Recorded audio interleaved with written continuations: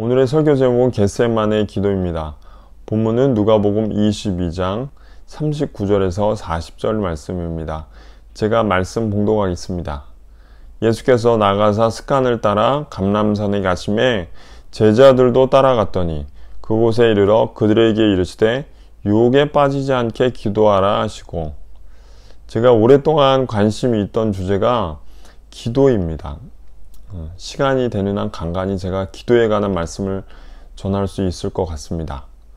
먼저 기도는 우리가 되게 중요하다고 생각하지만 그렇게 소홀히 취급되는 것도 없는 것 같습니다.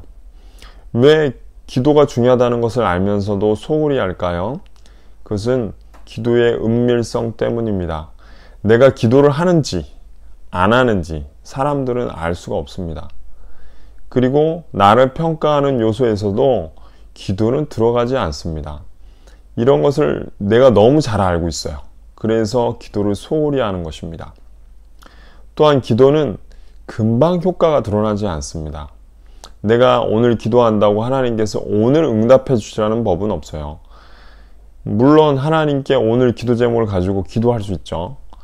오늘 응답해 줄 수도 있습니다. 그러나 대부분의 기도는 내가 기도를 한다고 해서 금방 응답되지 않는 경우가 많습니다. 산수처럼 내가 오늘 1을 기도했어요. 그러면 하나님께서 1을 주신다. 이런 법이 없는 것입니다. 그렇기 때문에 우리가 기도를 소홀히 하게 되는 것입니다.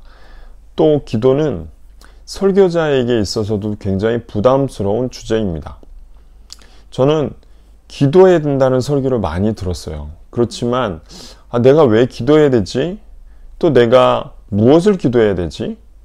또 내가 어떻게 기도해야 되지? 라는 설교는 기억에 남지 않는 것 같아요.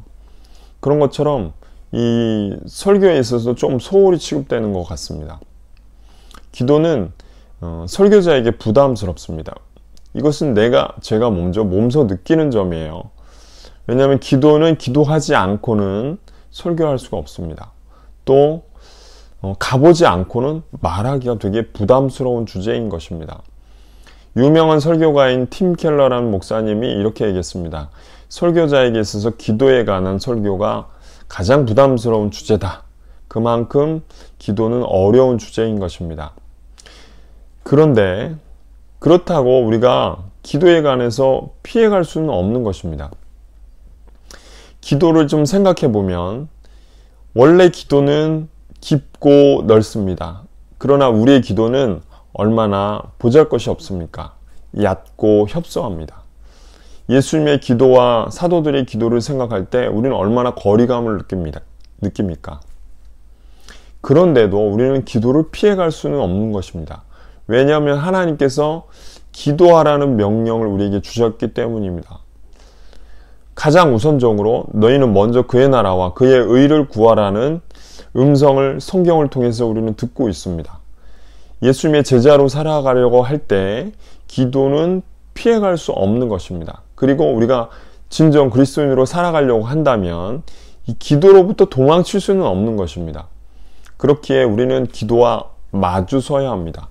그리고 적극적으로 기도에 대해서 관심을 가져야 합니다. 오늘 말씀을 들으면서 저는 나의 기도가 조금 한 발짝 더 나아갔으면 좋겠습니다. 그리고 기도할 때 우리의 마음이 뜨거워졌으면 좋겠습니다. 그리고 기도에 대해서 배우는 그런 시간이었으면 좋겠습니다. 먼저 우리가 생각해 볼 점은 우리가 신앙생활을 할 때 어떤 목적을 갖고 해야 된다는 거예요. 작은 일을 할 때에도 우리도 그 작은 일을 하면서도 목적을 가져요. 예를 들어 제가 설거지 할 기회가 많은데 설거지 할 때도 목적이 있어요. 무슨 목적이냐면 깨끗이 하는 거예요. 저희 설거지의 목적은 깨끗이 하는 거예요. 그것을 목표로 설거지를 하는 겁니다. 깨끗이 해야지 다음에 이제 식사를 할 수 있잖아요. 그런 것처럼 이 신앙생활은 설거지보다 더 중요한 것임에도 불구하고 제 뒤를 돌아보니까 어떤 목표를 향해서 신앙생활을 하지 않은 것 같아요. 성경은 뭐라고 하냐면 신앙의 목표를 가지고 신앙생활을 해라 이렇게 말하고 있습니다. 우리가 어떤 것을 보면 목표를 가지고 하는 것과 목표를 가지고 안 하는 것에 큰 차이를 발견하게 됩니다.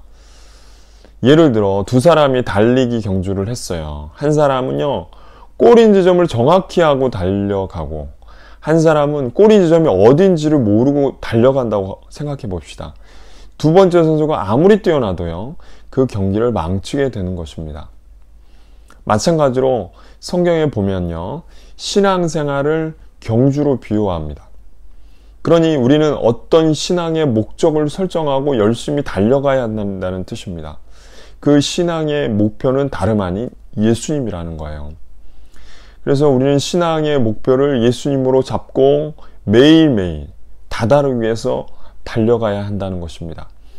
그런데 성경을 보니까 우리가 갖고 있는 이 신앙의 목표가 다름 아닌 하나님 아버지께서 우리에게 가진 신앙의 목표라는 것이에요. 오늘 성경 한번 보도록 하겠습니다. 로마서 9장 29절입니다. 하나님이 미리 아신 자들을 또한 그 아들의 형상을 본받게 하기 위하여 미리 정하셨으니 이는 그로 많은 형제 중에 맏아들이 되게 하려 하심이니. 하나님은 예수님을 본받는 것을 목표로 우리를 다루어 가신다고 말하고 있습니다. 하나님에게는 다른 목표는 없습니다. 하나님은 우리를 예수님과 꼭 닮은 사람으로 만드는 것을 목표로 계속해서 열심을 내고 계시다는 거예요. 그래서 하나님은 필요하다면 적절한 환경도 주고, 또 필요하다면 우리를 도울 사람들을 붙여주고, 또 우리는 싫지만요, 우리에게 환난도 오고 역경도 주셔서 하나님, 예수님처럼 닮아가도록 한다는 것입니다. 그런데 우리는 이 사실을 모르고 하나님께 협조하지 않고 또 협력하지 않는 일들이 많다는 거예요. 근데 하나님께서 이러한 일을 하시는 것을 알고 우리가 협력하고 협조해야 된다는 겁니다. 예수 그리스도를 바라보면서 그분을 닮아가기 위해서 계속해서 앞으로 전진해야 된다는 것입니다. 예수 그리스도를 따라야 한다는 것입니다. 그런데 이 예수님께서, 우리가 본받아야 할 이 예수님께서 기도하는 삶을 사셨다는 것입니다. 공생애를 시작할 때부터 공생애를 마칠 때까지 예수님은 기도하는 삶을 사셨다는 겁니다. 오늘 제가 성경을 통해서 처음 예수님이 공생애를 시작할 때와 마무리할 때를 한번 찾아보도록 하겠습니다. 첫 번째로 누가복음 3장 21절입니다. 제가 봉독하겠습니다. 백성이 다 세례를 받을새 예수도 세례를 받으시고 기도하실 때 하늘이 열리며, 여기 분명 예수님께서 세례를 받으실 때 기도하셨다고 써 있습니다. 이 세례를 받으실 때는 공생애를 시작하는 시점이었습니다. 또 한 구절 찾아보겠습니다. 누가복음 23장 46절입니다. 예수께서 큰 소리로 불러 이르시되 아버지 내 영혼을 아버지 손에 부탁하나이다 하고 이 말씀을 하신 후 숨지시니라. 이 말씀은 예수님께서 십자가에서 못 박혀서 돌아가시 직전에 하나님께 했던 기도입니다. 그러니까 인생의 마지막, 그리고 자기의 공적인 생애의 마지막에 예수님께서는 기도하셨다는 거예요. 예수님이 시작할 때, 공생애를 시작할 때와 마무리할 때에 기도하시는 삶을 사셨다는 거예요. 그 중간중간에도 예수님이 기도로 점철되어 있습니다. 시시때때로 순간순간 예수님은 기도하셨다는 것입니다. 그렇기 때문에 예수님을 따른다는 것은 예수님처럼 기도하는 삶을 산다는 거예요. 예수님을 따른다는 것은 예수님의 기도를 따른다는 것입니다. 우리가 예수님의 기도와 우리의 기도가 점차적으로 가까워질 때 우리의 삶도 예수님의 삶처럼 가까워진다는 의미입니다. 그렇기 때문에 그리스도인의 첫 번째 숙제는 뭐냐면 예수님의 기도를 담는 것입니다. 그럼 우리가 예수님의 기도를 배우려 한다면 어떻게 해야 될까요? 우리는 성경을 펴고 상고할 수밖에 없습니다. 특별히 성경 중에 누가복음을 저는 살펴봐야 된다고 생각합니다. 의사 누가는 두 가지 책을 우리에게 남겼습니다. 첫 번째는 누가복음이죠. 그 다음에는 사도행전입니다. 의사 누가는 특별히 기도에 관심이 많았습니다.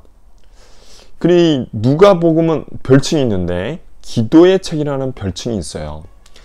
왜냐하면 기도하는 사람이 그렇게 많이 나와요. 그리고 기도에 대한 가르침이 많이 나와요. 이 누가는 특별히 예수님의 기도에 대해서 굉장히 관심이 많았습니다. 사도행전도 마찬가지로 예수님의 제자들이 그 기도를 어떻게 했는지 집중적으로 조명합니다. 오늘 본문은 누가복음 중에 예수님의 기도의 한 장면입니다. 우리는 이 본문을 통해서 예수님의 기도를 배울 수 있습니다. 우리가 예수님에게 배워야 하는 기도는 뭘까요? 첫 번째, 기도할 때를 분별하는 것입니다. 예수님 언제 기도하셨습니까? 예수님은 어떤 순간에 기도하셨습니까? 성경 누가복음에 보면요, 예수님께서 중대한 순간 7번의 기도를 하나님께 올려드립니다. 그게 첫 번째 3장에 보면요, 세례 받으실 때 이제 공생애를 시작하신 시점이죠. 그때 기도하셨다라고 얘기합니다. 또 5장에는 예수님이 사역해서 사람들이 군중들이 몰려왔습니다. 몰려왔는데 불구하고 그 사람들을 뒤로하고 광야로 예수님께서 가셔서 그때 또 광야에서 기도하십니다.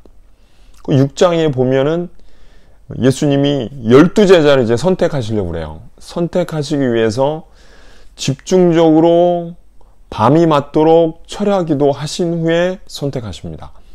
그리고 9장에 예수님이 사도 베드로의 신앙 고백을 받기 전에 기도하십니다. 그리고 9장 중반에 보면요, 변화산에 예수님이 올라가셨어요. 제자들 세 제자와 함께 올라가셨을 때 기도하셨을 때 이제 변화됐다라고 기록하고 계십니다.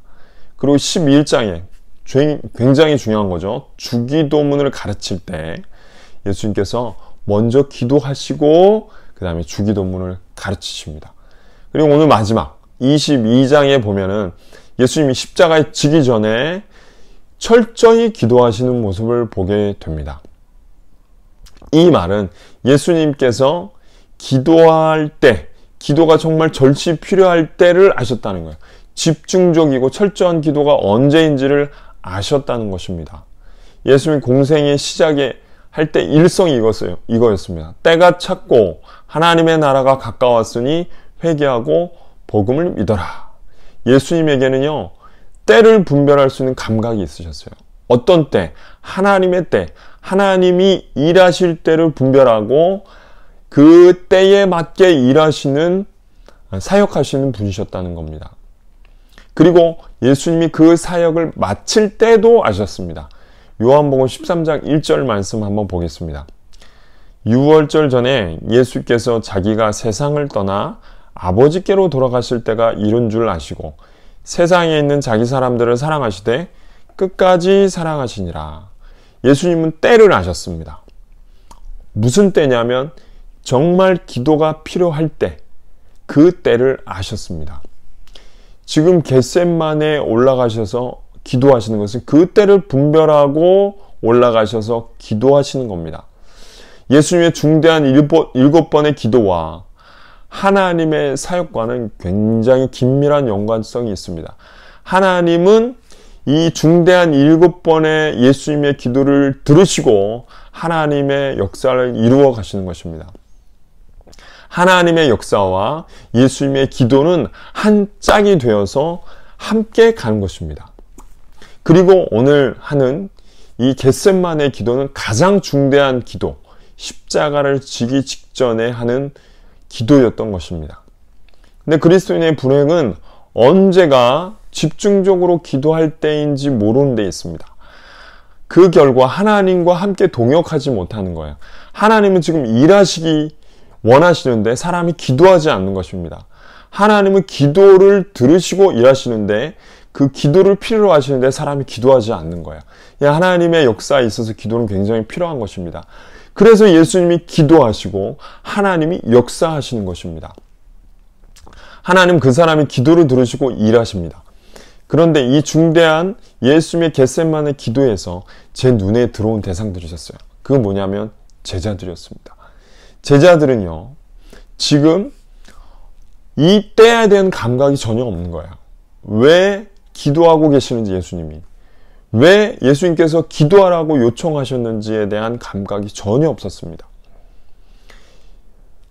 이 제자들은 그 위기가 오고 위험이 온다는 생각을 했지만, 기도할 때구나, 지금이 기도가 정말 필요한 때야, 그렇게 생각하는 감각은 없었다는 겁니다. 이런 제자들의 모습을 볼 때 꼭 우리의 모습을 보는 것 같습니다. 제자들은 십자가에 다다르기 전까지도 예수님께 부름받았잖아요. 선택받았잖아요. 그래서 십자가에 다다르기 전까지도 그 기도의 수준이 굉장히 낮았던 것입니다. 그 기도의 수준은 우리와 별반 다르지 않았다는 거예요. 그러니까 우리에게도 희망이 있는 것입니다. 우리도 뭔가 가능성이 있는 것입니다.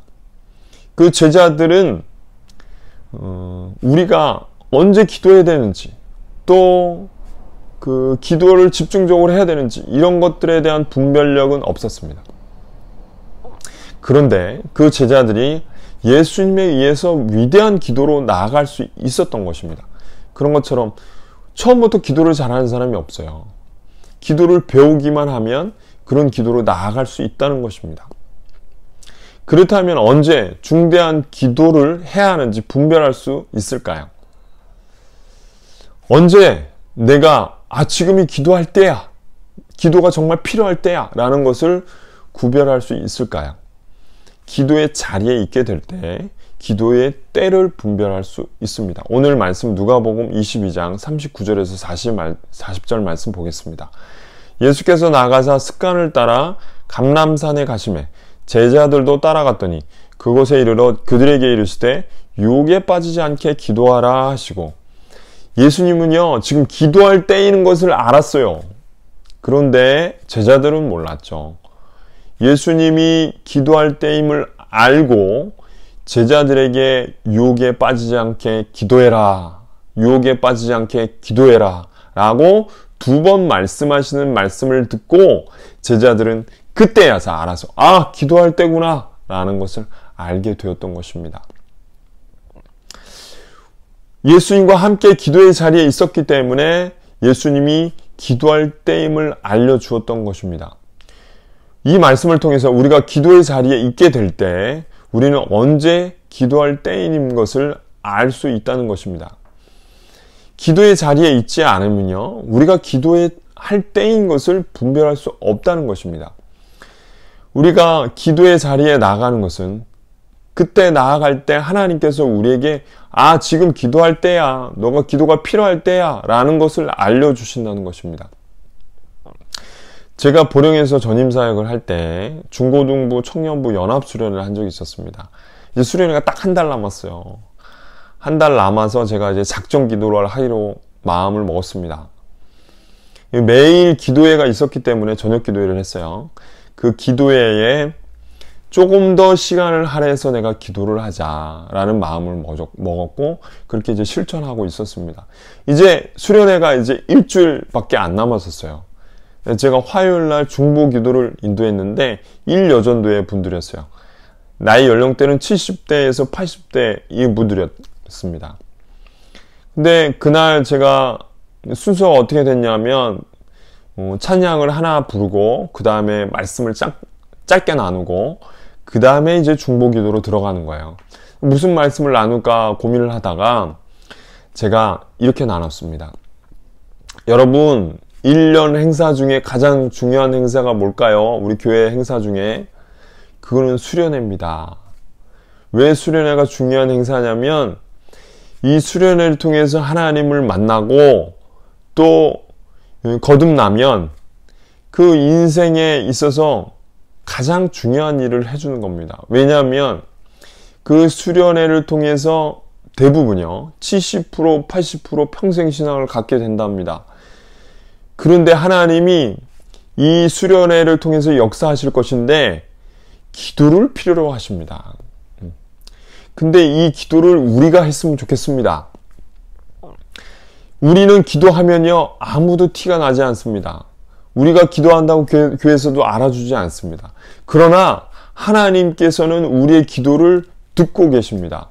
그래서 우리의 기도를 듣고 응답하실 것입니다.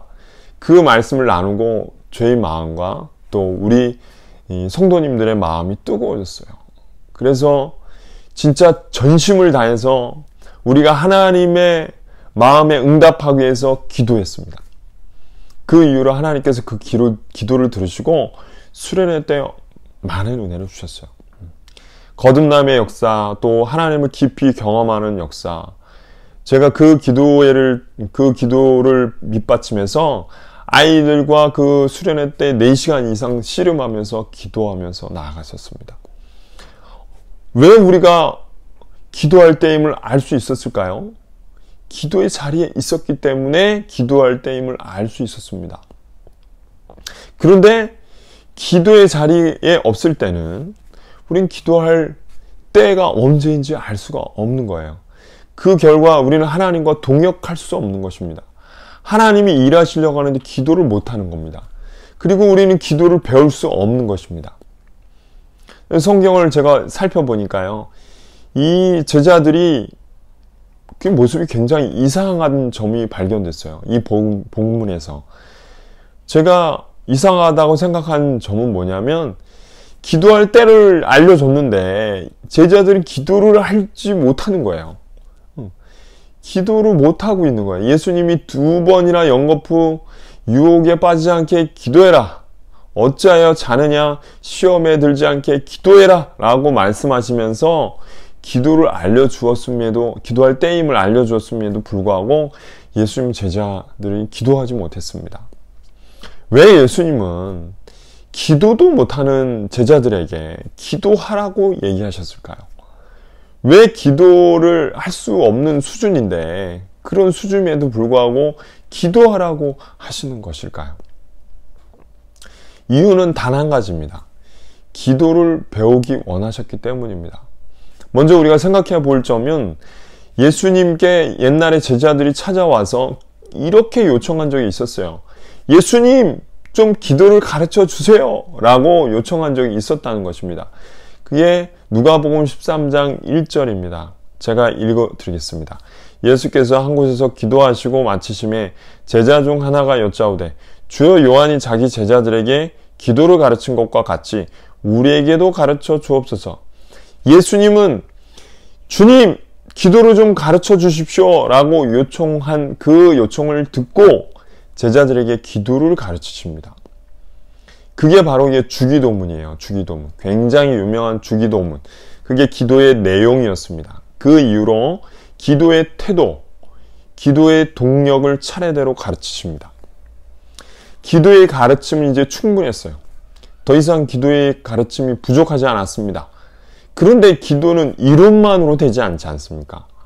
실전이 있어야 되는 거예요. 기도는 기도를 직접 해봐가지고 배워야 되는 것이고 몸으로 배워야 되는 것입니다. 그렇지 않고는 기도는 내 것이 되지 않습니다. 이 사실을 누구보다 잘하는 것이 예수님이었어요. 그래서 예수님이 뭐라고 하시냐면 지금이 기도를 배워야 할 때야. 그러니까 너는 기도를 한번 해봐. 기도를 요청했으니까 기도를 한번 해봐 라고 얘기하시는 것입니다. 예수님과 기도의 자리와 함께 있으면서 그들은 기도를 연습해야 했습니다. 기도를 노력해 봐야 했습니다. 함께 기도하면서 기도를 배워야 했습니다. 그래야지 기도를 할 수 있게 되는 것이었습니다. 우리는 기도할지 몰라도 또 기도하는 게 힘들어도 설사 그렇다고 하더라도 기도의 자리에 있으면서 기도를 연습해야 합니다. 함께 기도의 자리에 있어야지 그 기도가 되는 것입니다. 기도할 수 있게 되는 것입니다. 그러니 기도회를 참여하는 일, 그리고 개인적으로 기도하는 시간을 지키는 일이 얼마나 중요합니까? 기도의 자리에 있게 될 때, 그 자리에 있으면서 연습하게 될 때 기도를 배우게 되는 것입니다. 할 수 있게 되는 것입니다. 제가 애들한테 자전거를 가르칠 때가 있었어요. 애들이 자전거들을 타는데 못 타잖아요, 자전거를. 그런데 뒤에서 붙잡아주면서 야, 타봐. 왜 그러잖아요. 그죠? 자전거를 못 타는데 왜 자전거를 타보라 하냐면 그래야지 배울 수 있기 때문입니다. 타봐야지 배울 수 있기 때문이에요. 기도도 똑같아요. 기도를 어떻게 해야 되는지 가르침을 배웠습니다. 그 다음에 기도를 해봐야 됩니다. 그 다음에 기도의 자리에 있어야 합니다. 그 다음에 이제 개인적으로도 기도해 봐야 됩니다. 그러면서 기도를 배우는 거예요. 나아지는 거예요. 그게 이제 기도를 배우는 방법인 것입니다. 그러나 오늘 보니까 그 기도의 밑바탕에, 그렇게 배우는 기도의 자리에 있으면서 그 밑바탕에 기도를 배우겠다는 마음이 있어야 된다는 것을 알게 됩니다. 제자들은 지금 기도를 하지 못하고 있지만 예수님처럼 기도하고 싶은 마음이 있었어요. 간절했어요. 하나님께서 자기들에게 기도를 가르치기를 간절히 바랬습니다. 그런 배우고자 하는 마음이 굉장히 중요한 것입니다. 예수님은 그런 배우고자 하는 마음에 응답하셔서 기도를 가르치는 거지, 배우고자 하는 마음도 없는데 기도를 명령하거나 가르치고자 하시는 뜻은 없으신 것입니다. 우리는 기도를 간절히 배우자 합니까? 우리는 제자들처럼 예수님처럼 기도하기 원합니까? 우리는 주여 우리에게 기도를 가르쳐 주십시오 라고 간절히 주님께 요청합니까? 이런 간절한 마음이 그들에게 있었습니다. 그들은 예수님처럼 기도할 수 없었지만, 우리처럼 별반 다르지 않는 기도를 했지만 예수님처럼 기도하기를 간절히 바랬습니다. 그래서 기도하기 위해서 한 번 기도로 나아가고 또 한 번 기도로 나아가고 또 한 번 기도로 나아가고 1년 나아가고 2년 나아가고 그렇게 계속해서 기도의 자리로 나아갔던 것입니다. 이러한 전세가 우리에게도 필요한 것입니다. 오늘 말씀을 마무리하겠습니다. 저는 예수님께서 기도의 자리로 나아가라, 기도의 자리를 지켜라 라는 말씀의 중요성을 깨닫게 됩니다. 제자들을 끌고 가서 기도를 가르치기 원하셨던 그 마음을 생각해 봅니다. 하나님은 제게 끊임없이 기도하라고 얘기하셨습니다. 기도도 못하는데 그 기도하라는 말씀에 응답하기가 굉장히 어려웠어요. 설사 그렇게 기도가 힘들고 어려워도 기도의 자리를 포기해서는 안 됩니다. 기도의 자리를 나아가는 것을 멈춰서는 안 되는 것입니다. 힘겨워도 어려워도 기도의 자리에 나아갈 때 기도를 배울 수 있게 되는 것입니다. 기도가 점점 나아지게 되는 것입니다. 더 이상 우리는 기도를 미뤄서는 안 됩니다. 지금이 기도를 배워야 할 때입니다. 기도의 자리를 나아가는 것을 멈췄다면, 기도의 자리는 것을 쉬었다면 이제는 나아가야 할 때입니다. 하나님의 그 간절한 마음에 응답해야 되는 것입니다. 우리 예수님처럼 기도하기로 만드시는 하나님의 마음에 응답해야 되는 것입니다. 그러면서 우리는 이렇게 요청해야 됩니다. 주님, 우리에게 기도를 가르쳐 주십시오. 주님, 우리가 예수님처럼 기도할 수 있도록 도와주십시오. 저를 좀 주님께서 원하시는 기도로 나아갈 수 있도록 도와주십시오. 이렇게 요청해야 하는 것입니다. 사랑하는 여러분, 이 한 주간이 기도하는 주간이 됐으면 좋겠습니다. 그리고 하나님께 내 기도가 회복되게 해달라고 요청하는 시간이 되었으면 좋겠습니다. 하나님은요, 지금도 하나님께서 원하시는 사람으로 만들기 위해서 우리를 다루어 가시고 계십니다. 그 중에 하나가 뭐냐면 기도의 사람이 되는 거예요. 기도할 줄 아는 사람이 되는 거예요. 무릎 꿇을 줄 아는 사람이 되는 것입니다. 그래서 하나님의 역사에 동참시키는 일을 하기 원하시는 것입니다.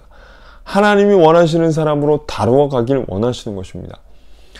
사랑하는 여러분, 이 한 주간 기도가 회복되었으면 좋겠습니다. 한 주간 하나님께서 나를 만드시는 손길에 나 자신을 맡겼으면 좋겠습니다. 그래서 우리의 기도가 점점 나아지고 예수님처럼 기도하는 삶이 우리 가운데 이루어졌으면 좋겠습니다. 주님을 좀 신뢰했으면 좋겠습니다. 그리고 주님만을 따랐으면 좋겠습니다. 그리고 이 기도의 삶을 살면서 승리했으면 좋겠습니다. 한 주간 이 기도에 대한 마음을 담고 한 발짝 한 발짝 나아가시는 그런 시간들이 되었으면 좋겠습니다. 사랑합니다. 축복합니다.